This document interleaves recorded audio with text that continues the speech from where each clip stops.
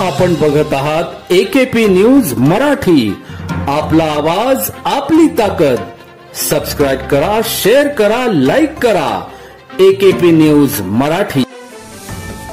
नाशिक शहर पोलीस आयुक्तालयातील Nashik road police ठाणे हद्दीत नवले कॉलनी जवळील प्रेसच्या मैदानावर अजय शंकर भंडारी राहणार स्टेशनवाडी सिन्नर फाटा नाशिक रोड या युवकाची 20 फेब्रुवारी रोजी रात्री अज्ञात व्यक्तींनी धारदार शस्त्राने वार करत तसेच डोक्यात दगड टाकत हत्या केली होती। याबाबत नाशिक रोड पोलीस ठाण्यात गुन्हा दाखल करण्यात आला होता। नाशिक रोडच्या गुन्हे शोध पथकाने धडाकेबाज कामगिरी करत अवघ्या तासाभराच्या आत हत्या करणारा प्रमुख आरोपी तुषार संजय खरे राहणार देवी चौक नाशिक रोड यास ताब्यात घेत विचारपूस केली असता त्याने आणखी 3 अल्पवयीन मुलांच्या मदतीने हत्या केल्याची कबुली दिली। अल्पवयीन मुलाच्या भावास अजय भंडारी याने वर्षभरापूर्वी मारहाण केली होती। याबाबत मनात राग होता म्हणून हत्या केल्याचे समजून आले।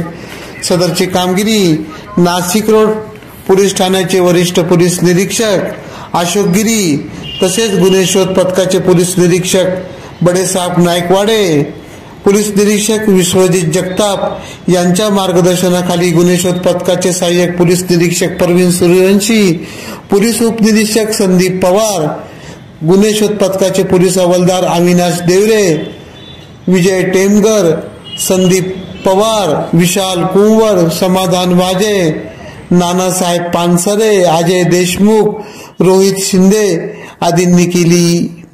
19 फेब्रुवारी रोजी नवले कॉलनी या ठिकाणी एक मृतदेह या ठिकाणी सापडून आला होता। सदर बाबत अधिक चौकशी केली असता सदर व्यक्तीला डोक्यावरती मार या ठिकाणी लागला होता। त्याच्यावरून 302 चा गुन्हा की जो आता IPC 103 अन्वये या ठिकाणी दाखल केलेला होता। सदर गुन्हा झाल्यानंतर DBची पथकं या ठिकाणी कार्यान्वित केली आणि आरोपीचा शोध घेण्याकामी त्यांना रवाना करण्यात आले होते। अवघ्या 2 ते 3 तासामध्ये सदर आरोपींना DB टीमने उत्कृष्ट काम करून या ठिकाणी जमा केलेला आहे। त्यापैकी 4 आरोपी या ठिकाणी ताब्यात आलेले आहेत। 3 विधी संघर्ष आहेत आणि एक आरोपी हा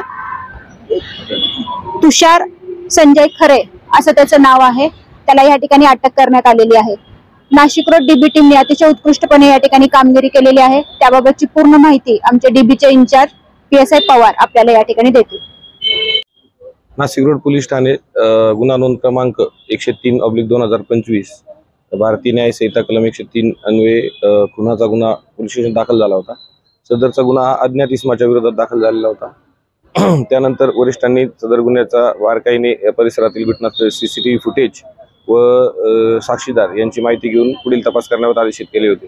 म्हणून आम्ही स्वतः तसेच सोबत गुन्हे शोध पथकाचे अंमलदार यांच्यासोबत परिसरातील CCTV फुटेज तपासले।